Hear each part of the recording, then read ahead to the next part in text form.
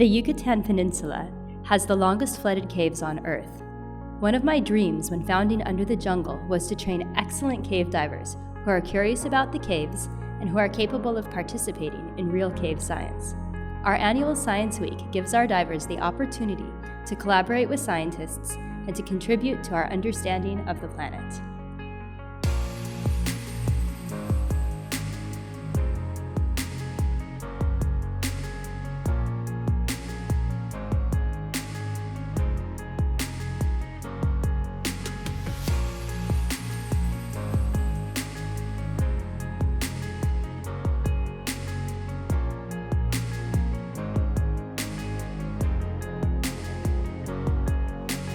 I'm Natalie from Under the Jungle, and this is Science Week.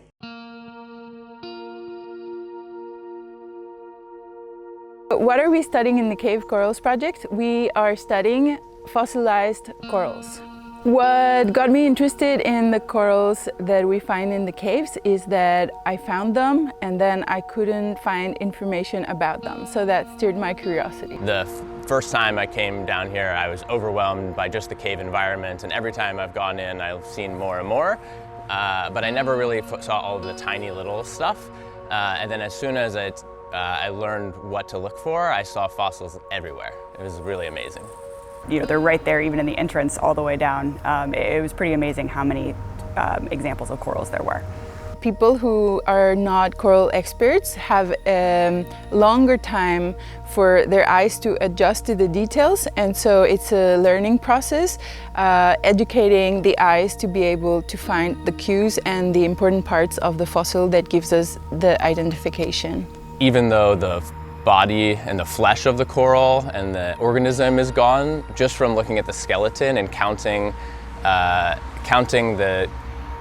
the various elements of the coral, like the septum, you can determine what species it is. There was coral in the cave because there used to be sea. It used to be the ocean.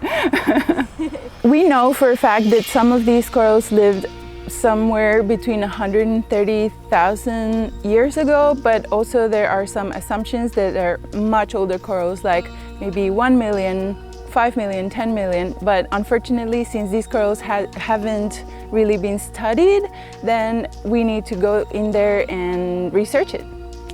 The last few days, we've been analyzing coral fossils in the caves here in Mexico, hoping to learn more about how the caves were formed and what the oceans used to look like millions of years ago.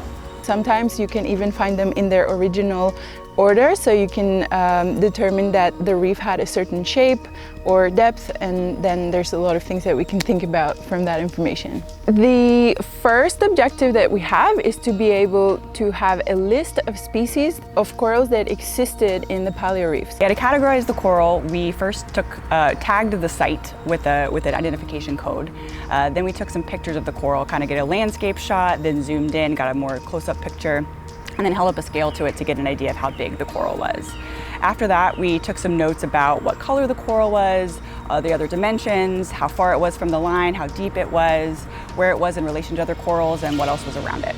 And doing all that in a tight environment is really challenging. At the same time, you're often not on the main line where everyone else has been in order to see these preserved corals, so you have kind of the ceiling, the very delicate ceiling, just tiny bits of it coming down on you.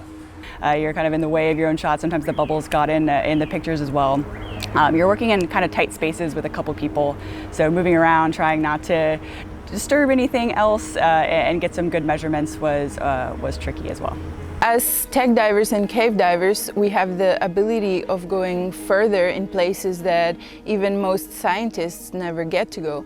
And so the role of cave divers in this region is key to obtaining more information. And with citizen science, we can manage that because people can go out to cave dive and then bring back the data, and we can put it in the database and have a compilation of all of that information. And I am hoping that in a couple months, when we have gathered some data, we're going to be able to open the method for anybody who potentially wants to go cave diving and bring the data back.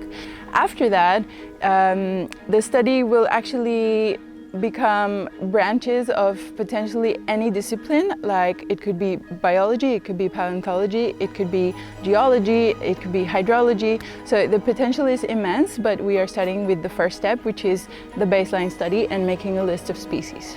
I really enjoyed it. It was really cool to be able to look at caves in a different light and see something that it was there the whole time that I'd never noticed before. You can find more information on cavecorals.com.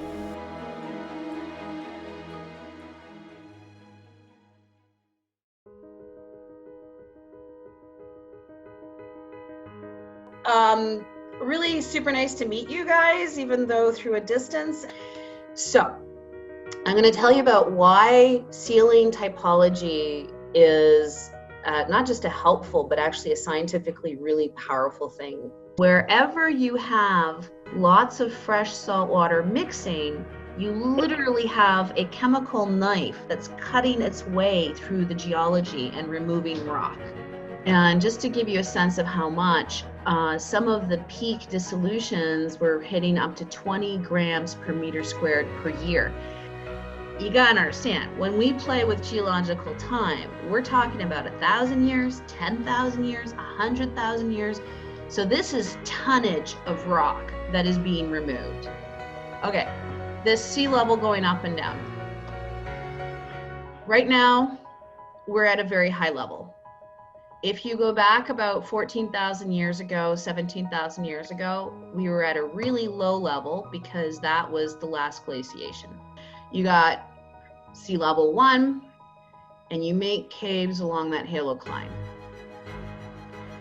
You go to a different scenario. In this case, the coastline has had a whole bunch of additional rock deposited out from it, and you now make a new set of caves in addition to the first set of caves. So the first set of caves still exist. They're just sitting there, but they no longer have the halocline in them. And this new set of caves crosscuts, and if you go far enough inland, they actually might even join. And then if sea level goes up and you flood the whole coastline, well, your new coastline is now further inland, or what you consider further inland, and then you make a whole nother set of caves, and it could be completely separate from cave set number 1 and cave set number 2. And then guess what? Sea level goes down again, and you end up in a completely different place, and cave set number 4 happens to cross-cut cave set number 1, cave set number 2, and cave set number 3. And all those older previous caves all still exist. They're all filled with water. They're just not the active cave. The caves are there, we just need to find them. There's a mismatch between what we're seeing in the field and what we think. The data you're going to be collecting is testing these speleogenesis ideas. We're trying to get some observations on the original cave that was there. The part of the cave that is arguably maybe left intact is the ceiling. You're also going to be grabbing a measurement of the halocline, which is like hyper interesting and valuable. One person's going to survey the cave system so that we know when we take a tie-off where it is relative to the rest of the world. Yeah, running the MNEMO is pretty fun. It was my first time doing that. So it's this little device that hooks onto the line and measures depth, line distance, heading, and kind of gives you a rudimentary stick map right out of the bat when you download the data. So it's kind of cool to have that instant feedback for where you were diving and where you were underground. One of the people is going to take some pictures of the ceiling directly above a tie-off, and with that we can go and look at what it was afterwards. Maybe we see something different than we did in the cave system. Some of the features that we were looking at were stalactites and different types of them, whether they're thin or thick or have folia or other rough features on them as well. My task was basically measuring the depth of the ceiling and the halocline and the tie-off and the floor.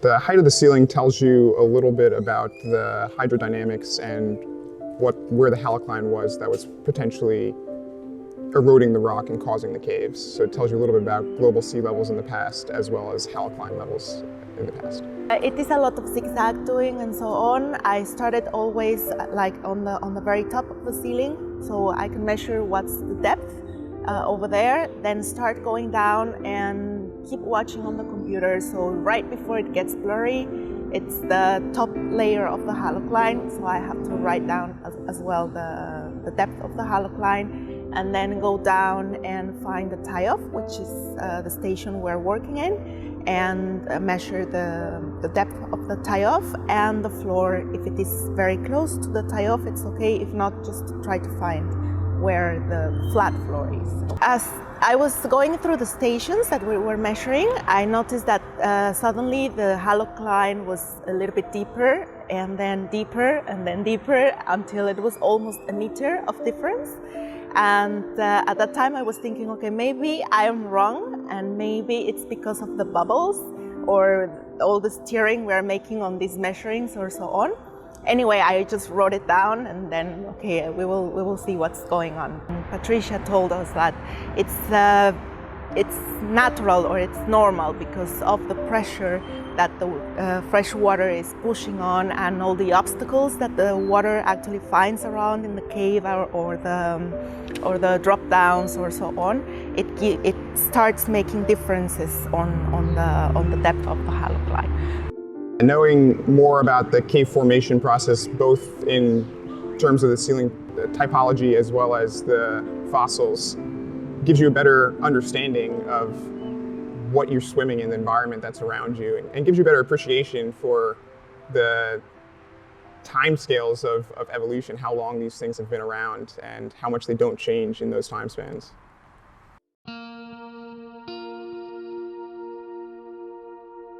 The quick, intense overview of why play with instruments in caves, why play with homemade instruments in caves, and what is this all about?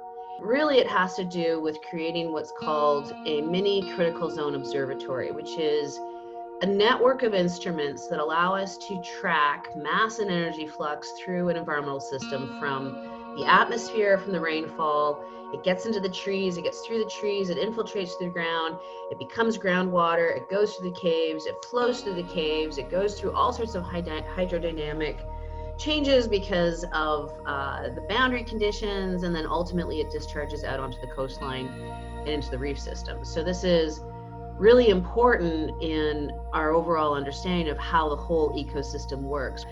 I was playing around in the underwater caves with oceanographic flow meters, and that's basically because there's no company that makes instruments for flooded cave systems. So this is like a $40,000 Ondara oceanographic RCM. Everything was breaking. What you're looking at, the box on the bottom right, are multi-parameter probes. They're $10,000 to $15,000 each, and those ones are all dead. Part of the challenge with the commercial instrument is that there's so much proprietary technology, which makes perfect sense if your goal is profit-making business. And so consequently, a lot of the data is saved in proprietary formats that you can't open if you don't have the company's software. It really transformed my thinking of, forget the commercial instruments, we're just gonna do this, and we're gonna go big with it. And what you're looking at here is the first alpha on my kitchen table. And it pretty much ran. That is a plastic kitchen cup on the left.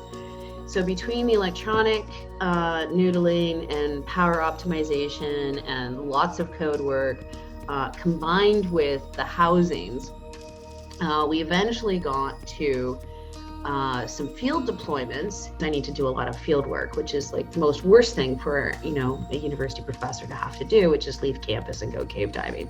The glorious part of it was getting to the point where being able to look at the first data coming off of the first units, which is what you're seeing on the top panel, and comparing them to similar data from that $40,000 Ondara RCM7, and the quality of the data is really good.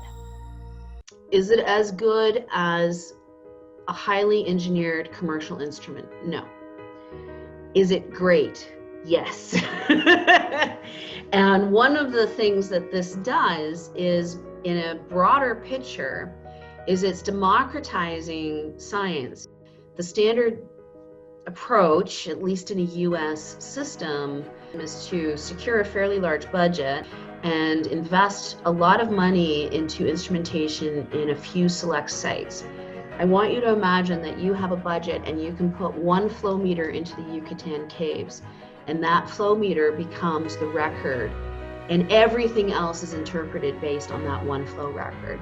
Obviously, there's huge variations. The differences between one passage and the next passage. Did you put it in river run, or did you put it in the circuit loop? You get very, very different records, and they mean different things. And ultimately, you actually do need both of those records in order to understand what's happening in the system. And so by really dropping the budget point down to $30 or $100 per unit, it is now possible to put out the network and get the distributed data. Now, currently, units are in Canada, the US, Mexico, Bahamas, Guatemala, South Africa. I think there's some in Norway.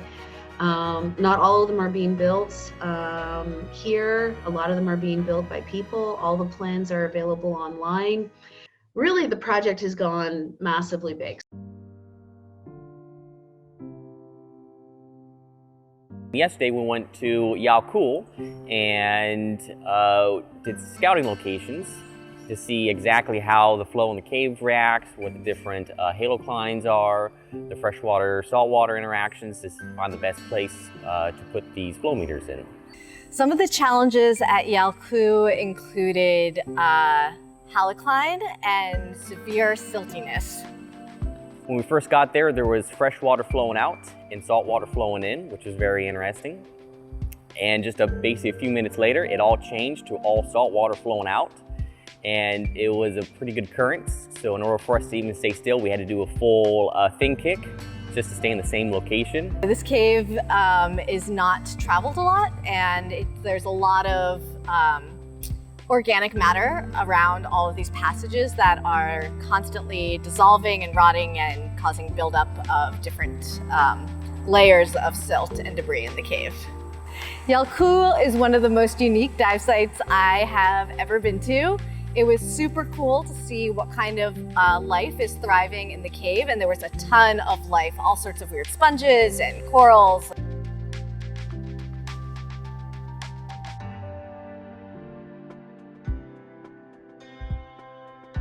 There were crabs, sponges, all sorts of ocean wildlife and brackish wildlife that normally isn't in a cave.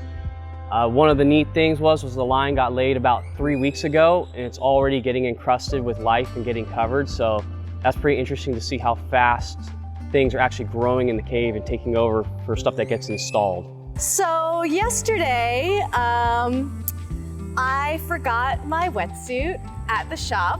So I dove in what we are calling my cave bikini, my leggings and my sports bra. My cave bikini led me to the discovery of some biological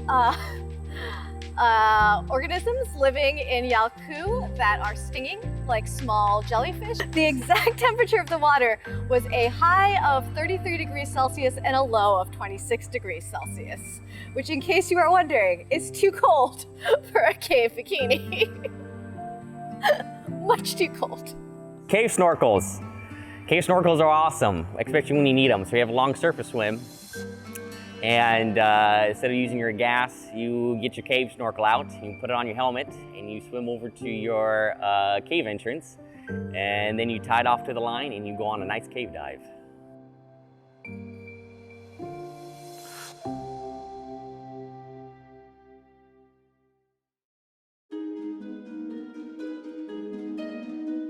There's some parameters that have been explained to us on how to choose sites. Usually we're trying to choose a spot that has good flow and isn't disturbed by any downfall or corners. We've scouted out 3 locations yesterday, so I think we narrowed it down to 2. We're gonna go in. Our first one, we're gonna look at how the flow is reacting and to see what we can tie off to. If it's a good location, we're going to mount the base plate. We'll zip tie it to the roof, usually trying to find a hole in the roof. From there, then we'll assemble the device and make sure that it slowly drops. We want to be slightly negatively buoyant so that the device can still tilt, and even on changes in salinity in the water, it still sinks to the bottom.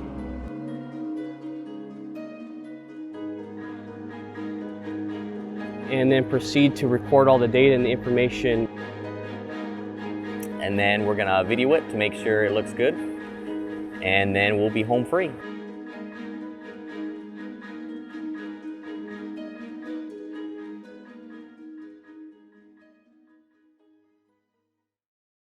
This was one of the coolest things I've ever participated in, and I'm so happy I was able to be here for it. When we go diving, it's mainly you are most of the time closer to the line, and then you are just checking the depth and so on, but you don't really realize how also the ceiling can go up and down. Now you have a better picture of the whole cave. I know a little bit about just how regular rivers are formed, so it's interesting that even though they say the cenotes are like an underwater river, but in reality it's a whole different aspect. I learned a lot about coral. For the last few years, I've just been swimming by lots of fossils. I didn't even know they existed. And now I just see them everywhere. My new way of looking at the cave is through a lens of fossils. I think cave diving's an interesting kind of recreational sport because there aren't that many people that do it. It's a little bit harder to get into, it takes a lot of practice. So being able to collect the data for the scientists is kind of a unique experience. There's just a lot going on. You're having to remember all the normal things that you're trying to do all the time, but then there's 4 different things you're trying to do that are kind of weird and have to be done a very specific way. It's a high barrier to entry for the scientists to be able to do this task for their research, and being able to help them is not only fun for us, but it's great for their research as well.